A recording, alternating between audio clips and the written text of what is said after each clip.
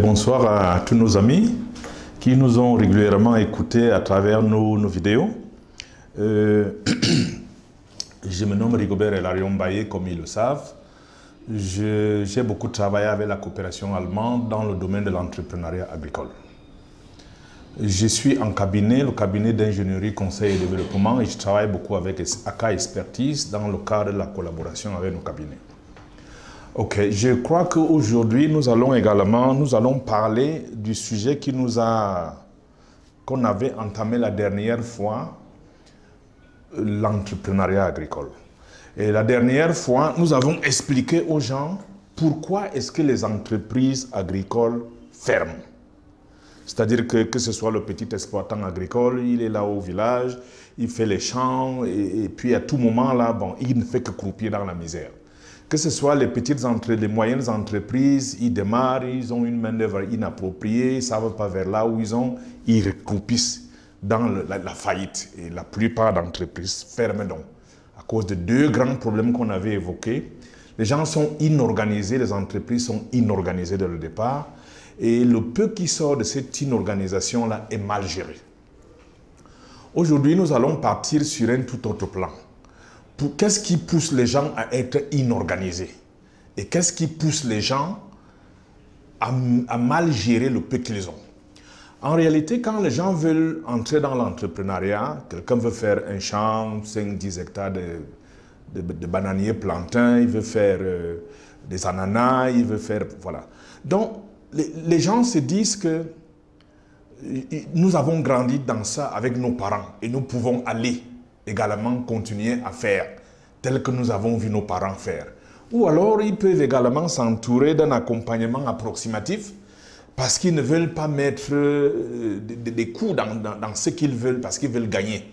Et on disait la dernière fois que, bon, même la main-d'œuvre, là, on prend la main-d'œuvre, les amis, la pression des amis, vous les injectez dans l'entreprise alors qu'ils n'ont pas de spécialité.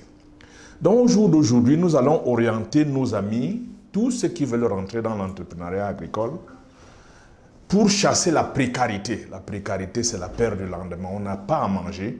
Pour éviter que nos entreprises ne ferment, il faut partager le peu que nous connaissons.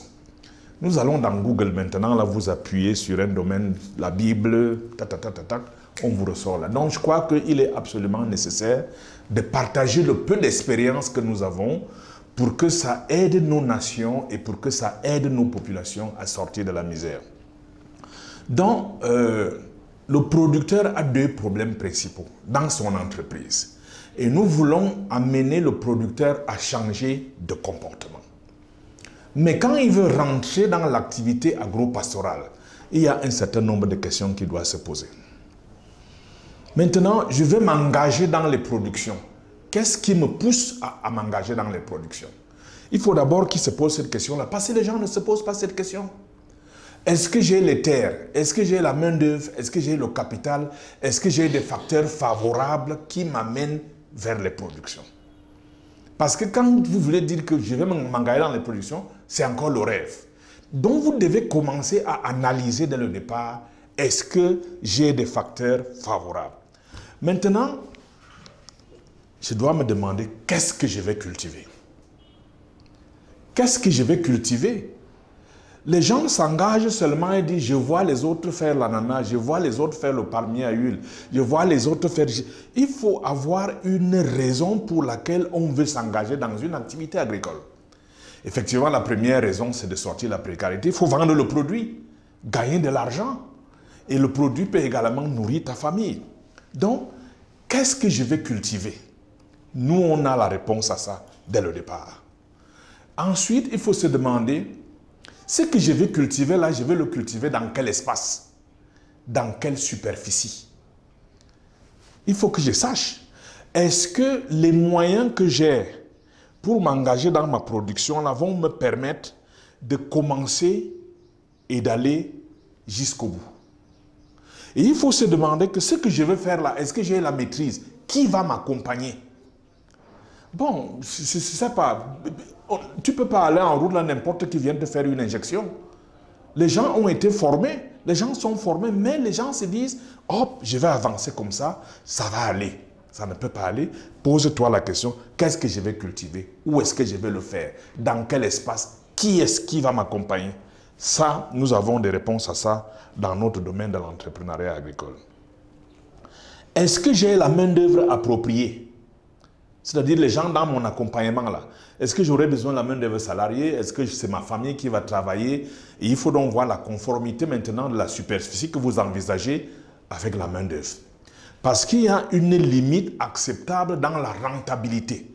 Si vous prenez une main-d'œuvre beaucoup plus que ce qu'il vous en faut, mais vous tombez dans la faillite.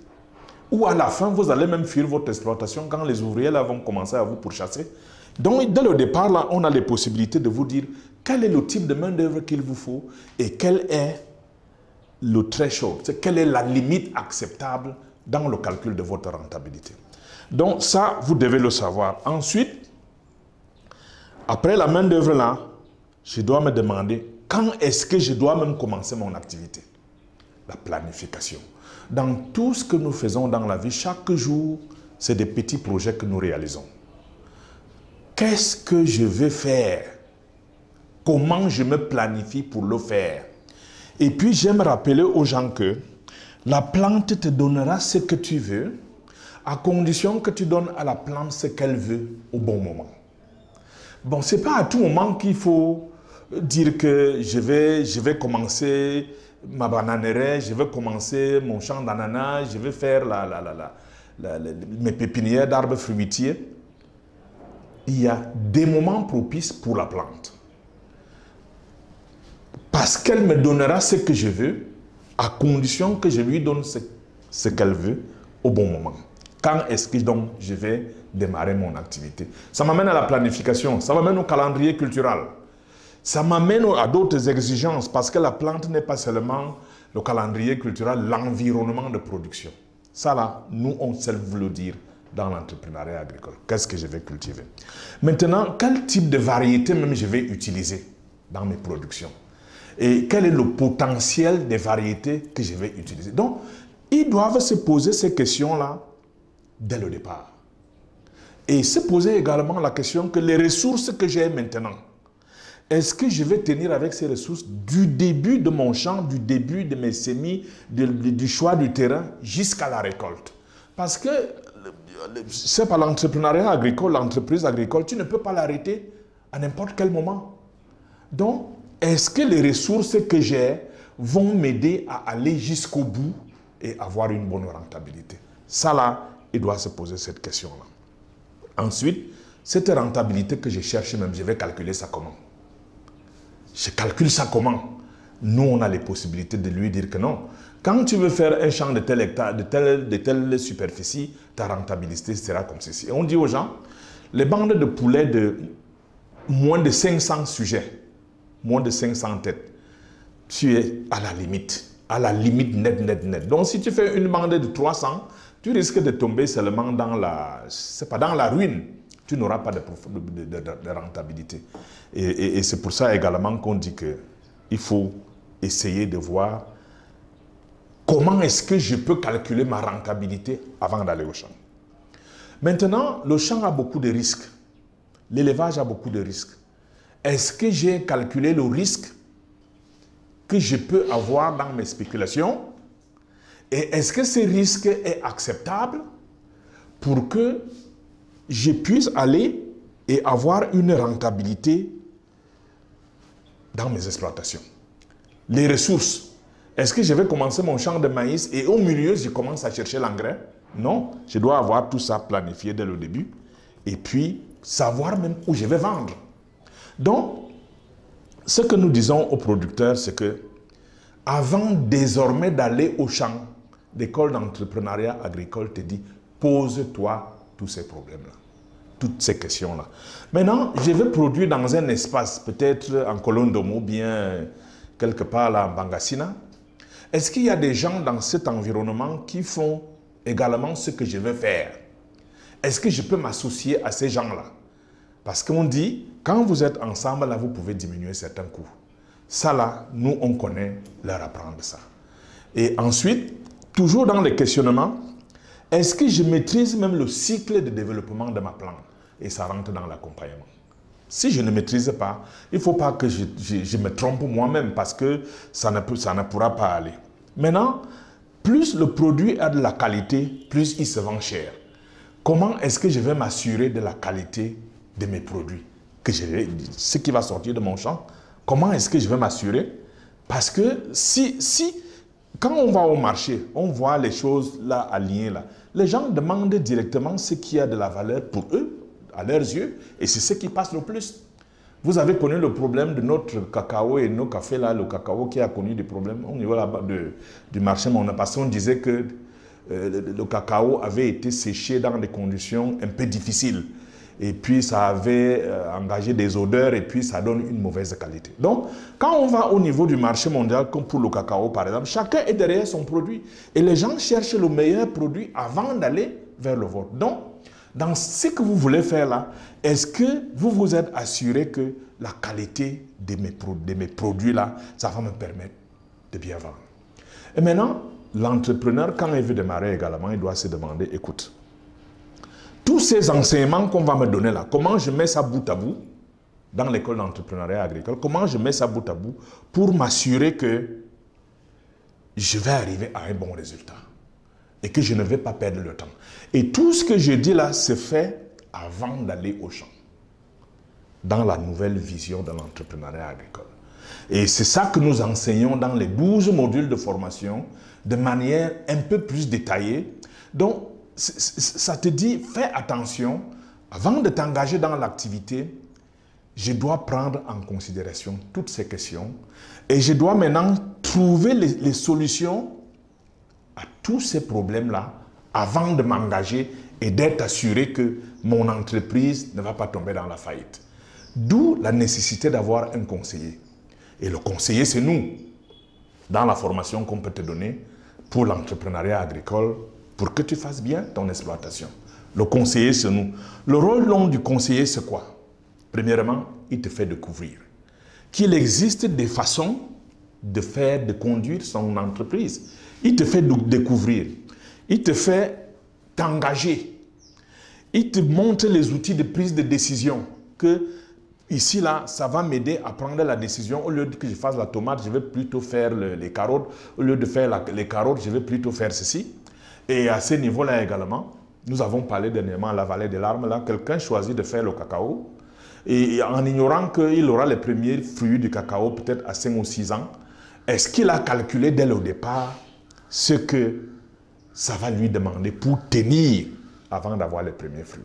Donc là également, le conseiller agricole te dit que fais attention, dans la planification, tu risques de tomber ici.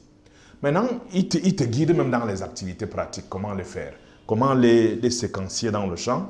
Ensuite, il t'aide à faire une évaluation de tout ce que tu as engagé dans le champ. Le conseiller que nous sommes, je vais t'aider à t'évaluer chaque année, à voir où tu as fait des erreurs, à voir comment on peut corriger ces erreurs-là. Ou alors, quand on a eu le bon résultat, comment on peut avancer pour que le résultat-là aille un peu plus haut pour que vous sortiez définitivement de la précarité. Il t'aide également à savoir te projeter. Il t'aide à avoir la bonne décision dans tout ce que tu veux faire. Donc, nous disons donc que c'est tout ça. C'est tout ça. Mais pour être bon accompagnateur d'un producteur ou bien dans une entreprise, les gars de l'entreprise que tu veux amener au changement sont libres d'accéder, de te suivre ou non, dépendant de comment tu vas leur parler. Il faut les convaincre. Si tu n'arrives pas à convaincre les gens, donc le bon conseiller a des approches que nous avons développées au niveau de la GISA Entrepreneur Agricole. Le bon conseiller agricole doit maîtriser comment il doit parler avec les adultes, les heures d'écoute favorables. Et puis, comment il peut ressortir le problème du producteur. Parce que tous les producteurs ont des problèmes. Et c'est ces problèmes-là que l'entrepreneur, il veut que son problème soit résolu. Quand on avait commencé cette école d'entrepreneuriat agricole, là, on a dit, on ne peut pas faire assembler les gens pendant 5 demi-journées pour leur apprendre sans qu'on leur donne à manger. On a bataillé avec la coopération allemande. Ils ont dit non, ce n'est pas possible. On ne peut pas donner la nourriture aux gens quand ils viennent pour qu'on résolve leurs problèmes. Parce que le producteur a un problème. Et quand il sent que vous pouvez résoudre son problème, même si vous lui dites de venir un dimanche, il va venir. Pour ceux qui ont l'ambition. La plupart aussi, comme je disais, bon, ils finissent l'année comme ça, ils ne peuvent même pas s'évaluer. Donc, le bon conseiller maîtrise l'éducation des adultes. Le bon conseiller maîtrise la communication efficace. Quels sont les bons mots pour parler aux gens et les accrocher? Tant que vous n'avez pas les bons mots et les bons termes, tant que vous ne maîtrisez même pas le sujet pour lequel vous êtes là, non, c'est plus compliqué que ça. Le bon conseiller doit maîtriser l'environnement de production de ces gars. Des gars qui veulent amener au changement. Il doit maîtriser le marché. Donc, il veut amener des gens au changement. Et le changement a plusieurs étapes. Au début, bon, tu parles aux gens, ils t'écoutent. Après, là, il porte attention à ce que vous dites. Après, il prend la décision de rentrer dans le changement. Après, il prend la décision de rentrer dans l'école d'entrepreneuriat agricole, là, où il trouve son intérêt, parce que le problème qu'il a posé dès le début, vous avez les capacités de résoudre ce problème-là. Si vous n'en avez pas les capacités, il détecte ça trop vite. Donc, ce que nous, on a l'outil que nous avons mis en place. Donc, avant même d'arriver à, je sais pas, à la formation, à l'intérieur des différents modules qui résolvent les questions que j'ai posées là avant d'arriver, nous gravitons d'abord sur un certain nombre de principes et de stratégies qui font que nous devons bien pénétrer le producteur. Et ces stratégies-là, on peut les résumer de manière un peu sommaire. On a 4 grandes étapes. Ici, nous devons parler au producteur et puis recentrer son problème. Le problème qu'il veut résoudre. S'il sent que vous accrochez bien son problème, il est avec vous. Maintenant, comment lui parler pour être efficace? C'est là que nous mettons en place, nous essayons de parler de l'éducation des adultes, la communication efficace, le leadership, parce qu'il est dans un village. Nous parlons au début, avant d'entrer dans les modules de formation, il y a tout ceci qui gravite parce que nous voulons capter l'attention du producteur. Or, avant, dans nos systèmes de vulgarisation, j'ai longtemps travaillé à la vulgarisation, ça ne se faisait pas. En deuxième point, donc, les problèmes qu'on a posés ici, qu'il a posés ici, nous développons donc nos modules de formation. Et nous en avons 12. Nous développons les modules. Maintenant, quand on a fini au développement des modules, nous allons à la 3e étape. Ici, ils sont dans une formation théorique et pratique pendant 5 demi-journées. Ici, il doit donc rentrer effectivement dans l'activité. Nous le suivons. Dans l'activité qu'il a eu à apprendre ici. Donc, on fait le suivi post-formation. Pour nous rassurer qu'il rentre vraiment dans l'application des modules là. Et au 4e point là, nous faisons l'évaluation avec lui. L'évaluation pour savoir tout ce que nous lui avons enseigné là.